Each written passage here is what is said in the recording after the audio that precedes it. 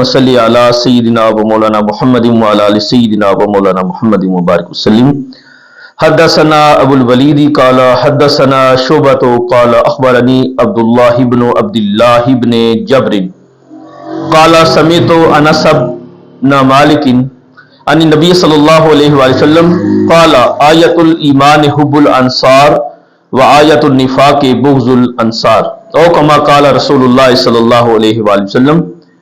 امام بخاری رحمۃ اللہ تعالیٰ علیہ فرماتے ہیں کہ ہم سے یہ حدیث ابو الولید نے بیان کی، انہوں نے جناب شعبہ سے اور انہوں نے عبداللہ بن عبداللہ سے، اور انہوں نے وہ فرماتے ہیں کہ میں نے سنا جناب انس بن مالک رضی اللہ تعالیٰ عنہ سے، اور وہ نبی کریم صلی اللہ علیہ وآلہ وسلم سے، کہ نبی پاک علیہ السلام نے فرمایا کہ ایمان کی علامت انصار کی محبت ہے اور نفاق کی علامت انصار کا بغض ہے.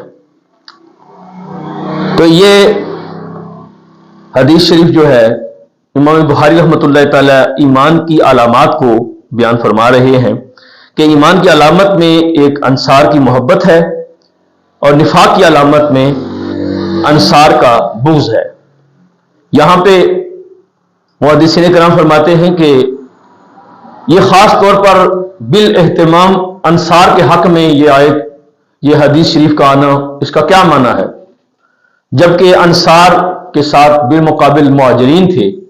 مہاجرین یقیناً زیادہ بلند مرتبے والے ہیں کہ جو مدینہ طیبہ مکہ شہر کو چھوڑ کے، اپنے گھر بار چھوڑ کے اسلام کی خاطر، اپنے ایمان کو بچانے کے لیے، اسلام کی سرفرازی کے لیے انہوں نے مکہ چھوڑا اور مدینہ میں چلے گئے. تو ان کے لیے یہ حکم کیوں نہیں ہے، انصار کے لیے ہے؟ تو اس کا جواب محدثین کرام دیتے ہیں کہ اصل میں بات یہ ہے کہ مہاجرین کو دیگر شانوں کے ساتھ ساتھ یہ امتیاز بھی حاصل ہے کہ نبی پاک علیہ السلام خود مہاجرین میں شامل تھے. تو مہاجرین کی عظمت تو اس لحاظ سے ہی مسلم تھی کہ آقا کریم صلی اللہ علیہ وسلم خود ہی مہاجرین میں سے تھے، تو مہاجرین کا مقام اور مرتبے کا تو کوئی جواب ہی نہیں ہے.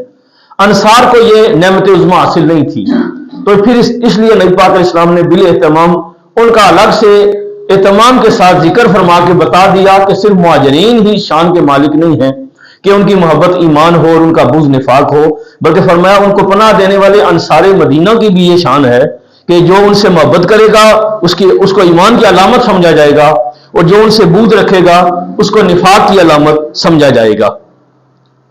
تو مہاجرین وہ لوگ جو مدینہ طیبہ کی طرف ہجرت کر کے نبی پاک علیہ السلام کے ساتھ گئے، اور پھر انصار وہ ہیں جنہوں نے انہیں پناہ دی، انہیں اپنے گھر بار میں شریک کیا، اپنے کاروبار میں شریک کیا.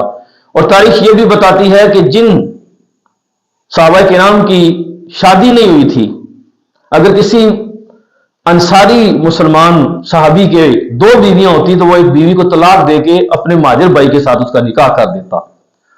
تاریخ انسانیت اس مثال سے، یہ مثال دینے سے عاجز ہے. یہ کون لوگ تھے جن کی تربیت نبی پاک علیہ السلام نے فرمائی تھی؟ براہ راست آفتاب رسالت کی شعائیں جن لوگوں کے سینوں میں پڑی تھی، ان کے اندر اس قدر مروت تھی، اس قدر احساس تھا، اس قدر درد تھا مسلمانوں کا آپس میں ایک دوسرے کے، کہ وہ ایک دوسرے کے ساتھ اس طرح مواخات کا جو نتیجہ انہوں نے ظاہر کر کے حضور کی بارگاہ میں پیش کیا وہ اس طرح کا تھا. تو انصار کی ایک بہت بڑی عظمت و شان ہے. انصار وہ لوگ ہیں کہ جو یمن میں آباد تھے. یمن میں قوم سبا وہاں پہ آباد تھی. قوم سبا پر جب سیلاب کا عذاب آیا تو اس کے وہاں پہ نجومیوں اور کاہنوں نے انہیں اطلاع دی کہ اس علاقے کو چھوڑ کر تم مدینہ طیبہ کی طرف ہجرت کر کے چلے جاؤ. تو یہ قبیلے وہاں سے ہجرت کر کے یہاں پہ مدینہ میں آباد ہوئے تھے. یہاں پہ آگے یہودی بڑی مضبوط حالت میں موجود تھے، اور یہودی کہتے تھے کہ اس شہر میں جو کہ نبی پاک علیہ السلام تشریف لائیں گے، جب آپ تشریف لائیں گے تو ہمارا کھویا ہوا مقام ہمیں واپس مل جائے گا. ہم ان کے انتظار میں یہاں ہیں، ہم یہاں کسی دوسری قوم کو برداشت نہیں کرتے.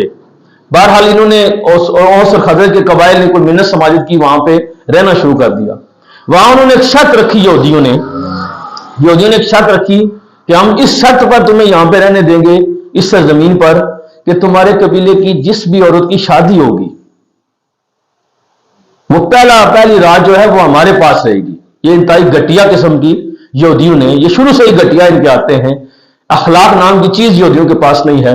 تو انہوں نے یہ شرط رکھی، یہ انہوں نے مجبوراً مان لی یہ شرط. پھر کیا ہوا کہ ایک لڑکی تھی، اس کی شادی تھی. شادی والے دن جو ہے وہ عورت اپنا نقاب اتار کر ان لوگوں کے اپنے جو انصار تھے، اوس اور خزرج کے لوگ تھے، ان کے سامنے آگے کھڑی ہو گئی اپنا دوپٹہ اتار کر. تو انہوں نے بڑی غیرت آئی، انہوں نے بڑی اس لڑکی کو غیرت دلائی کہ تو نامحرم مردوں کے سامنے آ کے تو نے اپنا دوپٹہ اتار دیا ہے. تو اس وقت اس نے جواب دیا، اس نے کہا کہ تمہیں غیرت نہیں آتی، تم مجھے یہاں بھیج رہے ہو، تمہاری غیرت کام مر گئی ہے، اگر میرا تمہارے سامنے آنا تم سے برداشت نہیں ہوا تو وہاں جانا کیسے برداشت ہوگا. تو انہوں نے اس وقت تلواریں نکال لی، انہیں غیرت آ گئی، انہوں نے تلواریں نکال لی، جنگ کی یہودیوں کے ساتھ، یہودیوں کو شکست دے دی، اور وہاں پہ باضابطہ طور پر اوس اور خزرج کے قبائل باعزت طور پر رہنے لگے. اور پھر انہی لوگوں کا انتخاب ہوا کہ جب نبی پاک علیہ السلام نے مکہ المکرمہ میں اعلان نبوت فرمایا، اسلام کی دعوت دی، تو یہاں سے لوگ چل کر مکہ شریف گئے مدینہ سے، اور جا کے حضور کے ہاتھ پہ بیعت کی اور نبی پاک علیہ السلام کو مدینہ آنے کی دعوت دی. پھر حکم خدا بندی، نبی پاک صلی اللہ علیہ وآلہ وسلم یہاں سے ہجرت کر کے اپنے مہاجرین وفادار صحابہ کے ساتھ مدینہ طیبہ میں گئے، اور وہاں پہ ایک انصاری کو ایک مہاجر کا بھائی بنا دیا. پھر انہوں نے ایسا مواخات کے نتیجے کے طور پر ایسا سلوک کیا کہ رہتی دنیا تک وہ ایک مثال ہے. تو اللہ تعالیٰ مہاجرین و انصار دونوں پر اپنی کروڑوں رحمتوں کا نزول فرمائے. وما توفیقی الا باللہ.